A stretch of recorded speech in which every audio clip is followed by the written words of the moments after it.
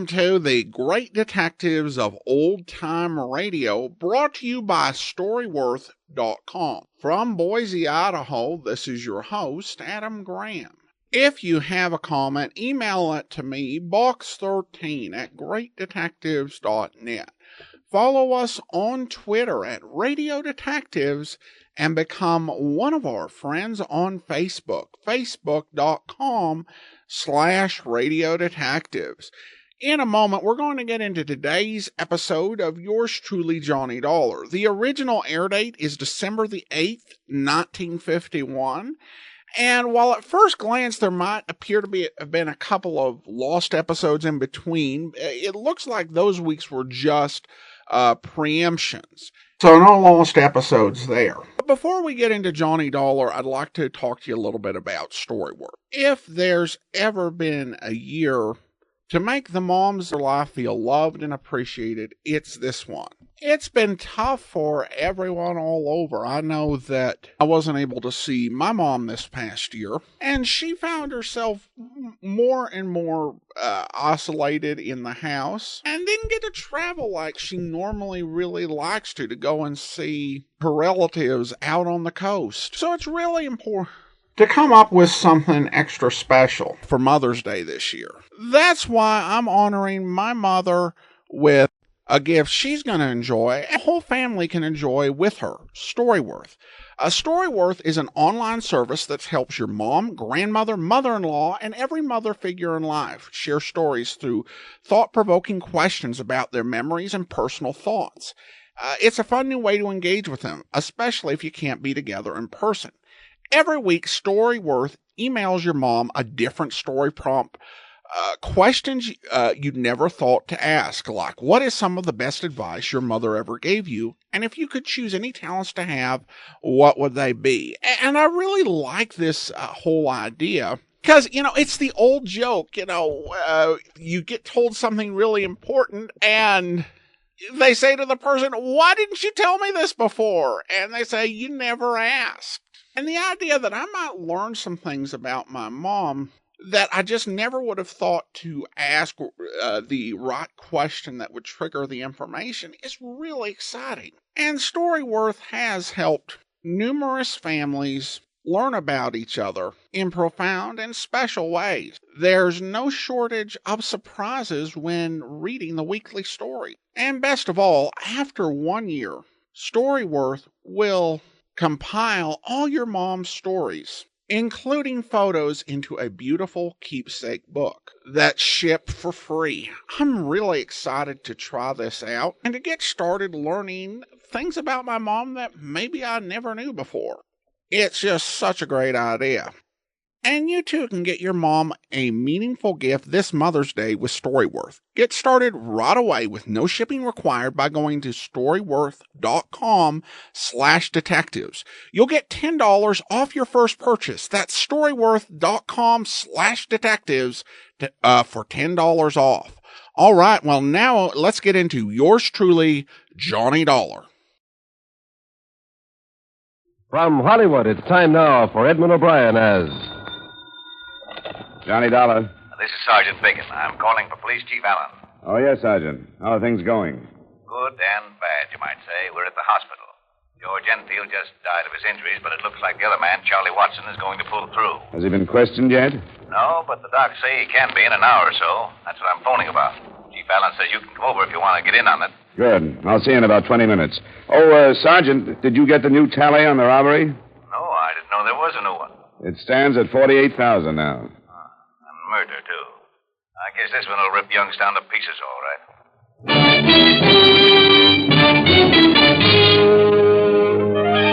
Edmund O'Brien in a transcribed adventure of the man with the action-packed expense account, America's fabulous freelance insurance investigator. Yours truly, Johnny Dollar.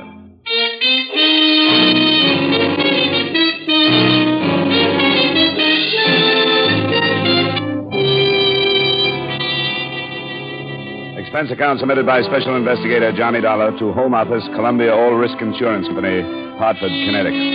The following is an accounting of expenditures during my investigation of the Youngstown Credit Group matter.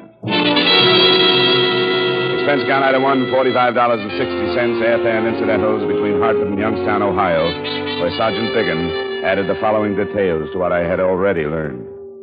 The Youngstown Credit Group is a savings and loan set up for the employees out at Federal Mills. About 2 years ago, they set up this service to cash the men's paychecks. Enfield and Watson have been going right out to the plant every payday at noon. Charged a small fee for the service. The same 2 men every week with that kind of money? That's right. And this morning, somebody finally caught up with them. Knew the route they took and the time. Evidently stopped their car some way, got into it, relieved them of the money, and then pushed them out while they were making their getaway. Enfield and Watson are a mess.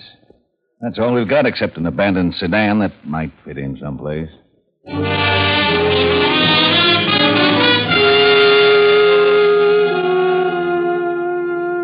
was a couple of hours later when I was told that one of the victims, George Enfield, had died as a result of being thrown from the speeding car. I went to the hospital and there met Chief Edward J. Allen, a man I'd read about and admired as the police officer who had led the fight that finally forced Detroit's Purple Gang out of Youngstown. I was surprised at his being on hand so early in a case and said so. Because I haven't gotten used to not being a sergeant, I guess. I answer a call with the boys anytime I can. We won't be able to press Watson too far. He'll be in pretty bad shape from the sedatives. Yeah. Does he know about his partner being dead? Not yet. And we'd better hold it back. Here. Oh, Watson. Feel like talking about what happened? Sure. I'll try. Thanks. This is Mr. Dollar. He's an insurance investigator. You've had some rough going, Watson. I'm Chief Allen. Yes, sir. You tell us when you want us to leave, Watson, and we will. But we want to get on this as fast as we can, and the more you can tell us now, the better it'll be. I will. They stopped us just after we crossed Spring Common Bridge. Were they waiting, or did they follow you from town? Followed us. They started to pass us and forced us off the road.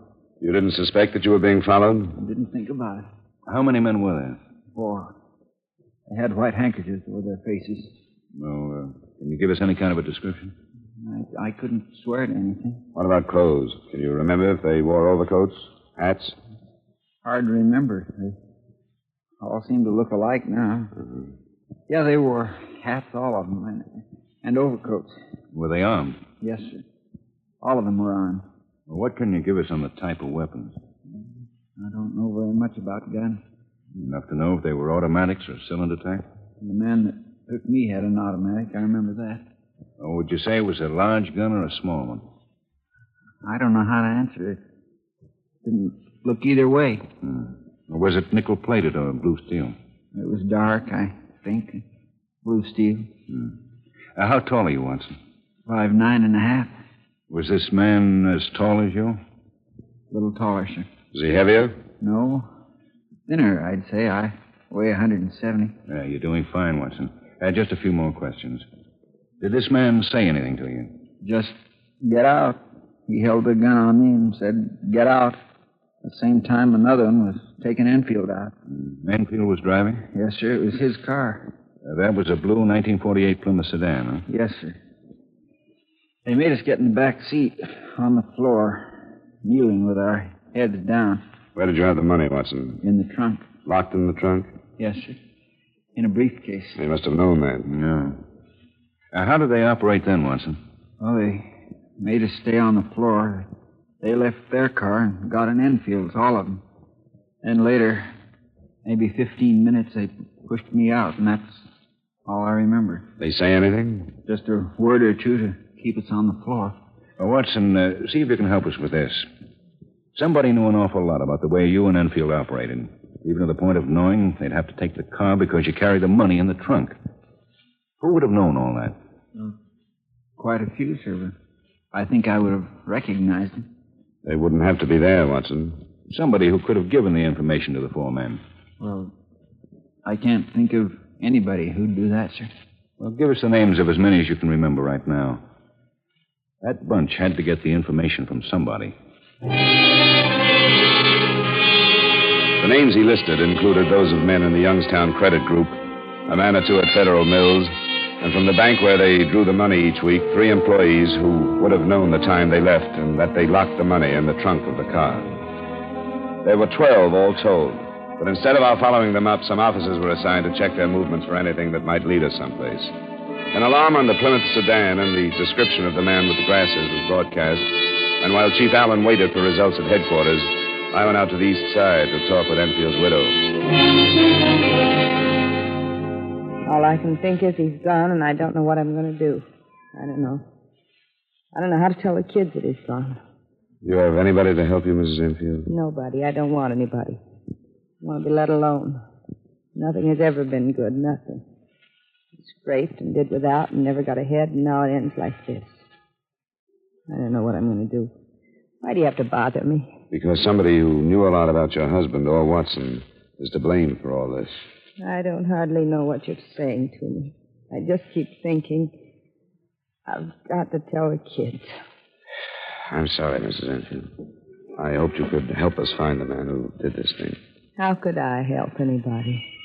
By telling me if there was some acquaintance of your husband's you think might have known his routine when he went to Federal Mills. Somebody who could have taken advantage of what he knew. He wouldn't talk about that. Why should he? Who are some of his friends, Mrs. Enfield? I didn't know many of his friends. He never told me much about what he did. Never brought them here. Where would he have met them then? Downtown, someplace. I'm not sure. It could be important. He used to bowl, but I never went with him. I couldn't say where. Why do you make me talk about things he did? I won't do them no more. Not right you're bothering me like this. Not now. Not so soon like this. Leave me alone. All right, Mrs. Enfield. Believe me, I wouldn't have come if it weren't so important to learn as much as we can, as quickly as we can.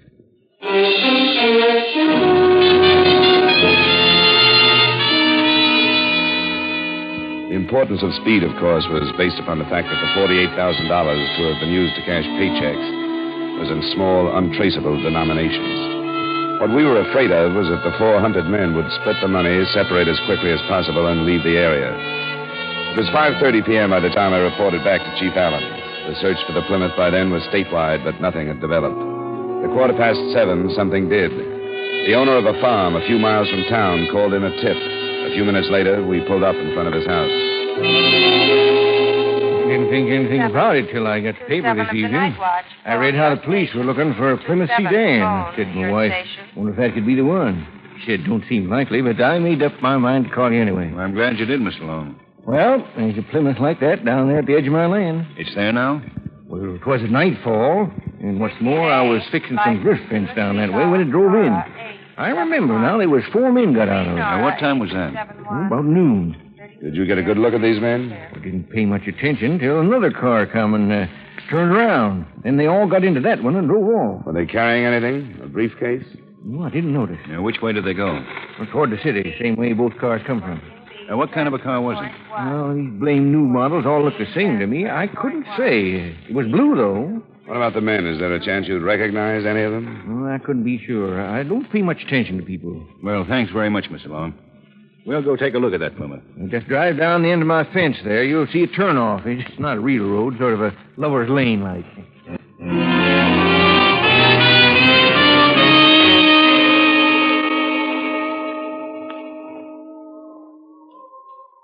It's the car, all right, Dollar. Yeah, they dumped it in a hurry, didn't they? Yeah.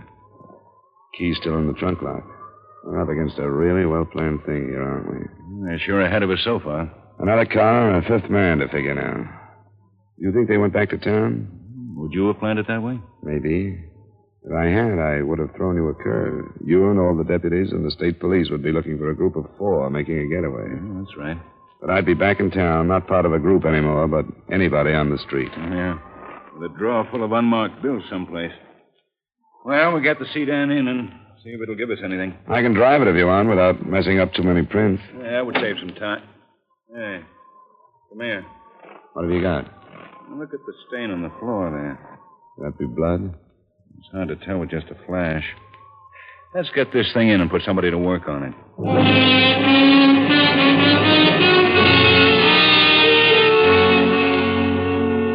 We learned that night that the stain on the rear floor of the sedan was blood, but I didn't get its full meaning until the next morning when I showed up at police headquarters.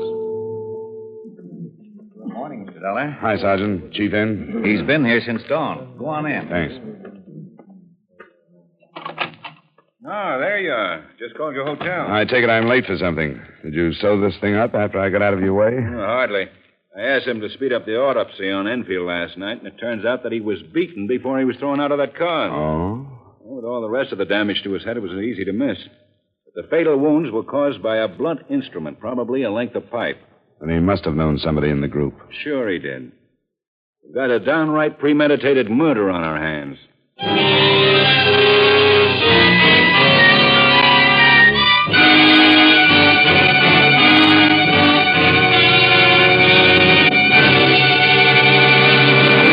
We will return you to yours truly, Johnny Dollar, in just a moment. One of the most informative and forceful campaigns for freedom is being scheduled by the Voice of America during the last week of December. Special dramatic programs, news roundups, and musical programs will be beamed around the world by this great organization. You are urgently requested to write to your friends overseas and tell them not to miss the Voice of America's special year-end overseas program. Now, with our star, Edmund O'Brien, we bring you the second act of yours truly, Johnny Dollar.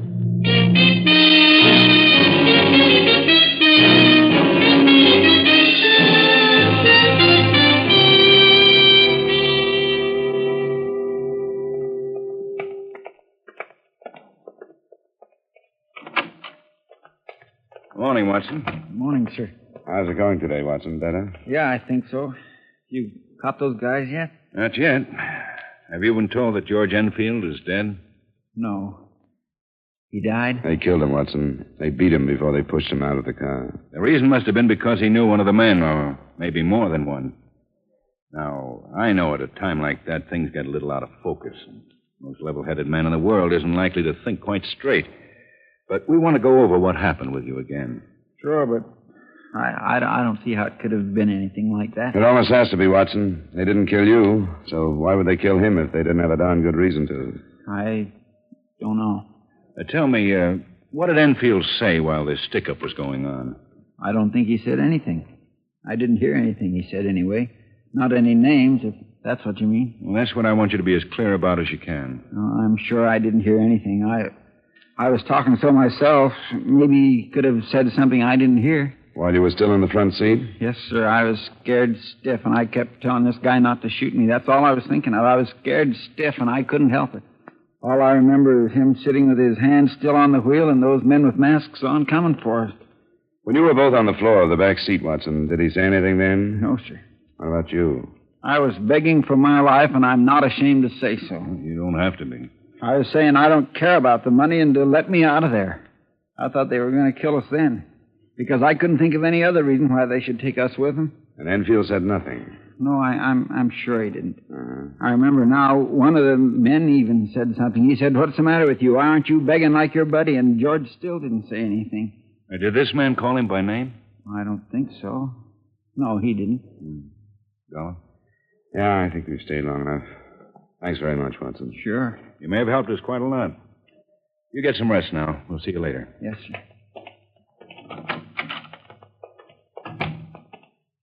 What do you think? Well, I guess the same thing occurred to you. That Enfield might have set the whole thing up, and they got rid of him because he was the only link between them and the job. Well, I'll give Watson a half hour's rest and see if I can find out how Enfield was acting before they were stopped. Will you go out and check the widow again? Sure.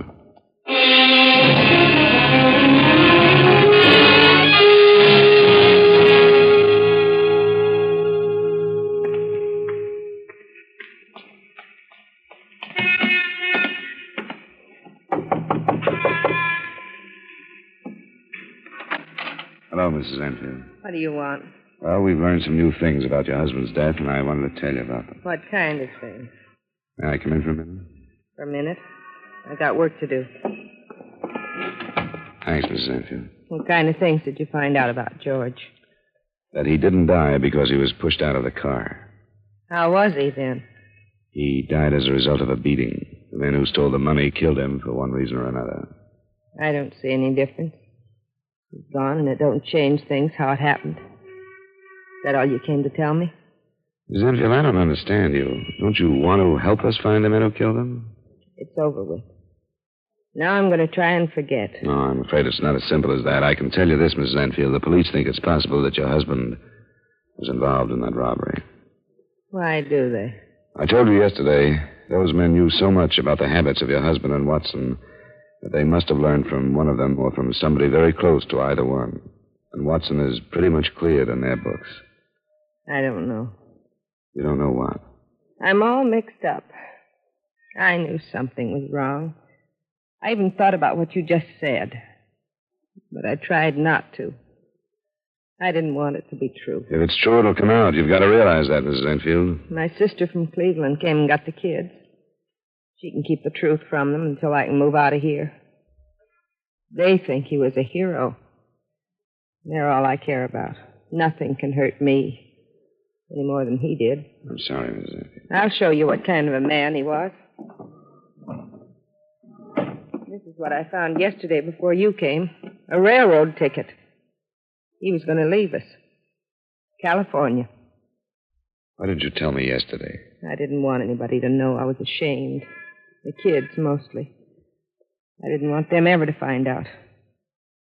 He was going to leave us with no money, with bills we couldn't pay. And that's all. That's what he thought of us. Was he involved in the robbery, Mrs. Enfield? I don't know. Something was going on. The past 2 weeks, I could tell there was something. He was out every night. He'd say it was at the High Point bowling alleys, but one night I was sick and I phoned there. He hadn't been there for 3 nights. Do you have any idea who he'd been seeing? No, but one night he talked on the phone to somebody named Carl. I was listening, and he said he'd meet this Carl at the High Point. That's all I know. Nothing more definite about the robbery? No. Except why would he buy a railroad ticket to California unless he was going to run away? Carl at the High Point. Thanks, Mrs. Enfield. We'll see if we can find him.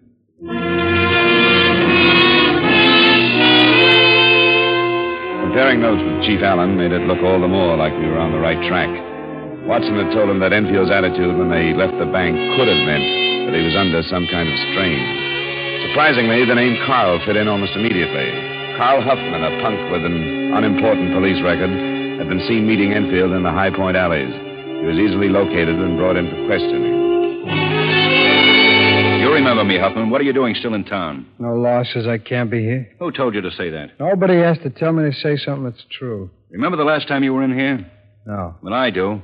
You were playing it big then, too. You were counting on some friends from Detroit who didn't come through. Whose gang was that, Huffman? I don't remember. Yes, you do. You thought it was the strongest organization in this part of the country. You thought hiding behind them you couldn't be picked up. You had the idea that just because you were on the fringe of organized crime, nobody could hurt you. But you got hurt, didn't you? A year on the last rap. So I got a year. It settles it. If you had any brains, Huffman, you wouldn't be where you are now. You'd be a decent citizen. But here you are. You just can't get along in the world like everybody else. All right, let's talk about George Enfield. What about him? Do you want to take the rap for his murder? I can give it to you. What are you handing me? What murder? All we need is the fact that he was with you night before last. We've got that. It's a lie. I'll believe our witness under oath before I believe you. It's a lie. What witness? Ben Hochek, at the High Point. He says you were there the other night. Well, sure I was. There's no law against that either. Hochek says you've been meeting Enfield there and leaving with him. He says you've been doing that for a couple of weeks. Well, that don't mean anything. You ought to play it smart, Huffman. He's got a lot on you. How can he? I didn't do nothing. You were seeing Enfield. Even his wife knew that. She knew he was planning to leave town, too. I can't help that. You were seeing him so you could set up that robbery, isn't that right? I don't know what you're talking about. Let's get back to that other thing you don't know about. Where were you the other morning between 11 and noon? I've already told you. I slept late. Your hotel clerk says he saw you leave at about 10:30. Well, he must have been mistaken. Do you want to take this rap alone? What rap? You got nothing on me. We've got enough to make a charge stick. You can't have. I didn't do nothing. I'll show you what we've got. You're in a bad way, Huffman. He didn't tell you yet about the witness. How can there be a witness? A farmer out where you dumped the Plymouth. He saw you drive it in. He watched you open the trunk and take the briefcase out. He's on his way in now. All right. You ever see this before, Huffman? No. I don't even know what it is. Don't know what it is. What does it look like? It's a piece of pipe we found in a ditch along the highway out past Federal Mills. About a half mile beyond where you tossed Enfield out of the car. I tell you, I don't know what you're talking about. Look at it close, Huffman. See these marks up here? They're small, but they're bloodstains. Don't mean anything to me. It did to Enfield. That's what killed him. I don't know anything about it. I never saw it before. Then how come it's got your prints on it? That's a lie. I never touched it. I wasn't even... Oh, what's it? That's right. Why take it all yourself? Look, I didn't know there was going to be any killing. If I had, I wouldn't have got mixed up in it. Who were the rest of them? Bill Lewick and Vern Clark. But it was Enfield's idea. He started it. There are 2 more men, aren't there? Now, what kind of a break do I get for giving you all this? You can't make a deal with me, Huffman. You know that. Any break will have to come from the district attorney. Who are the other 2 men? They are brothers. They are brothers? Yeah. When did they come back to town? A couple of weeks ago. They've been laying mighty low. We haven't heard about it. Well, they wanted it kept quiet. They came back to build up a new organization. Chief, look, I'm giving you a lot. I ought to get a break. Well, it won't hurt you to cooperate. Well, they're the ones that did the killing, Ed and Charlie. Why? They didn't like Enfield. They were sitting in the back seat with him. They didn't say anything till after, though. Then they said that they were afraid he'd spill everything. They knew he was going to leave town. And they said nobody'd ever find out how he was killed. Well, the other 2 men still teamed up with him? No, this was a first job for Lewick and Clark. They work at the Ace Trucking Company. Now, what about the Thayer brothers? Where are they? They're staying at their old place out at the city limit. The Tuxedo Club? Yeah. Well, that's still closed up. Well, that's where they are, unless they left when they learned you picked me up.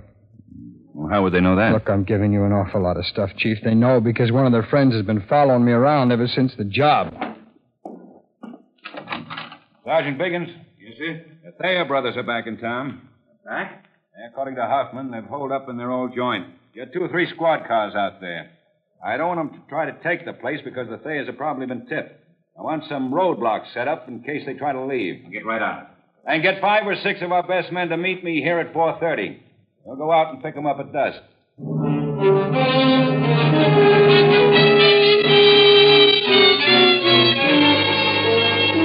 I got the background on the Thayer brothers while Chief Allen and I were on our way to pick up the other 2 men named by Huffman. They'd been at the bottom of most of the organized crime in Youngstown when Allen had taken over. The fight against them had become almost a personal one. It ended when the Thayers left town, and the fear now was that it would be reopened. There was no trouble from William Lewick and Vernon Clark, a couple of first-timers out for some easy money. Their statements bore out Carl Huffman's that the Thayer brothers had done the killing. At 4:30, the process of bringing them in got underway. According to Fredericks, they tried to leave a little after 3. They pulled out in a gray sedan, but when they saw the roadblock, they turned back. So that's what we face. They know we're coming. They're waiting for us. You men were picked because you've all been up against them before. You know what to expect. Anybody have a question? All right, we better get started.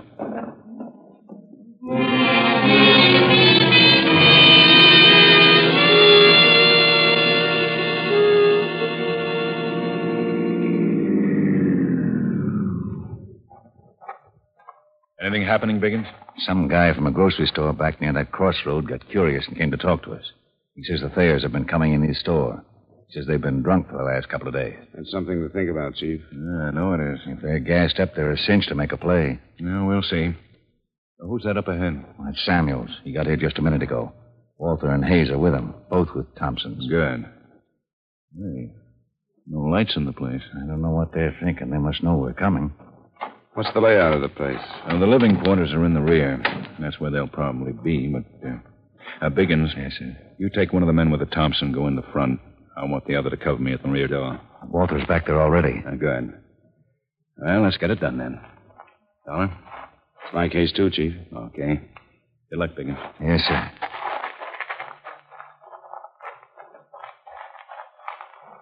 I'm moving in now, Walter. Right.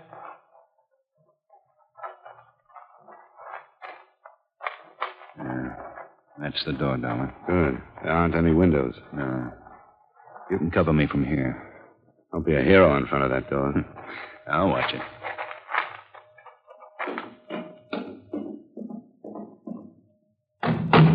Ed, Charlie, police. Keep Allen. He's all right. All right, Walter. The Thompson, if they want it that way. Hey, come on, give me a hand.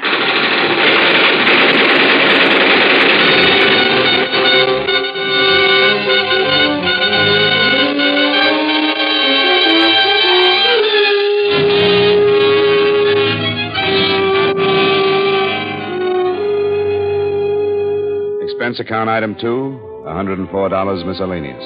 Item 3, same as item 1, transportation back to Hartford. Expense account total, $195.20. Remarks?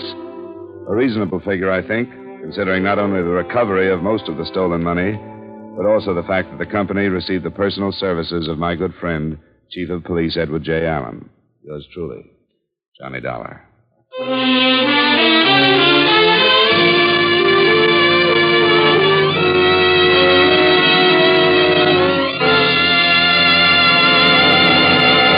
Yours truly, Johnny Dollar, stars Edmund O'Brien in the title role and is written by Gil Dowd with music by Wilbur Hatch.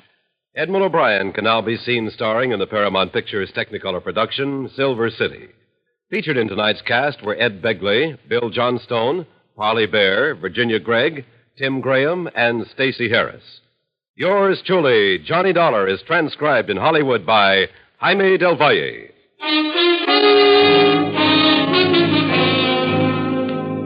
This is Dick Cutting inviting you to join us next week at this time when Edmund O'Brien returns as... Yours truly, Johnny Dollar.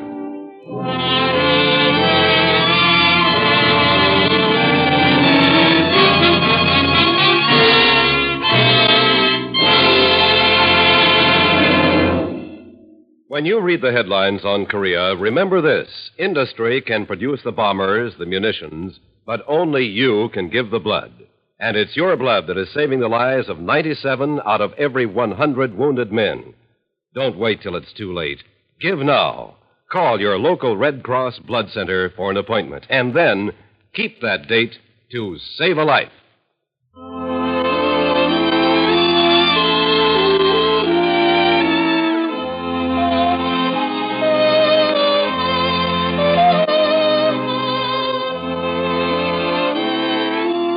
A comical catastrophe is about to overtake a department store when Mortimer Snerd takes a pre-Christmas job behind the counter. The full details, plus a visit by musical comedy star Lisa Kirk, will be heard tomorrow night on the Edgar Bergen, Charlie McCarthy Show. Stay tuned now for the Vaughn Monroe Show, which follows immediately over most of these same stations.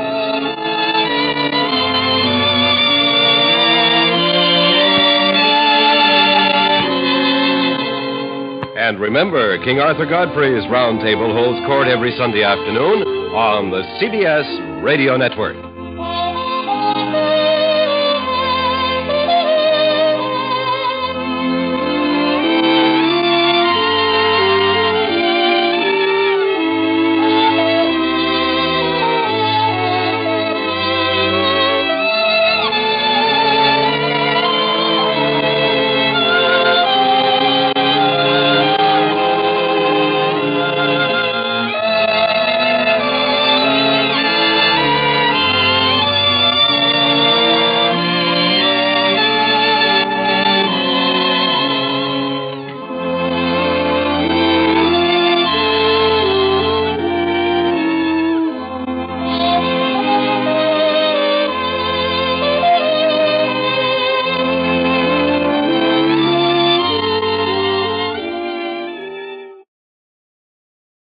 Welcome back. Well, this episode is kind of unusual for the presence of Edward Allen. Edward Allen was actually a real person and a real police officer. And I'm looking at the Who Is Johnny Dollar Matter, second edition, volume 1. And he started out as a patrolman in Erie and then worked with the FBI during World War II. To do a lot of those investigations of fifth column sort of activity. And then after the war, he became the police chief of Youngstown, Ohio. And he did actually drive the mafia influence out of town. And not only that, Youngstown won the All-American City Award. And he later, much later from this episode, wrote a book about the mafia. So, real person, but in a fictional story. That would be akin to someone writing a story set in Washington, D.C., and making Officer Eugene Goodman, who was awarded the Congressional Gold Medal for his bravery back on January 6th, just turning around and making him a character in your fictional story. It's just kind of an odd choice. Now, of course, you do have programs that are supposed to be based on true cases where, J. Edgar Hoover appeared. But this is just sort of an odd combination of real-life hero thrown into fictional story. And I don't know, maybe it prefigures things like Jack Johnstone's brother being a character during the Bob Bailey era on Johnny Dollar. But kind of striking on that point, I should mention that we are getting near the end of the Edmund O'Brien era. There are actually only 4 more episodes that are circulating. At any rate, we turn to listener comments and feedback, and have this from Bill regarding my question about the Bertie Baskerville matter, which really stylistically seemed like it came right out of Richard Diamond. And not just because Blake Edward wrote it, but I couldn't recognize what episode it was from. Well, Bill provided some help. Writing over on Facebook, Bill said, "Hi, Adam. As soon as this episode started, I thought it sounded familiar. During your commentary, you mentioned that it was written by Blake Edwards and was possibly a reused Richard Diamond script. A quick look through the Richard Diamond feed, and I found it. Episode 2309, The Rollins Case. The basics are still there, but to me it works better for Richard Diamond than Johnny Dollar." And David also provided the same information. Well, thank you both for looking into that and for finding that answer. It's yet another example of Johnny Dollar importing other program scripts and making them its own. All right, well, I do want to go ahead and thank our Patreon supporter of the day. Thank you to Rosa and John, Patreon supporters since January of 2020, currently supporting us at the Detective Sergeant level of $7.14 or more per month. Well, that will actually do it for today. If you do enjoy the podcast, be sure and rate us wherever you download your podcast from. Join us back here tomorrow for The Silent Men, and we'll be back next Friday, another episode of yours truly, Johnny Dollar. In the meantime, send your comments to box13@greatdetectives.net.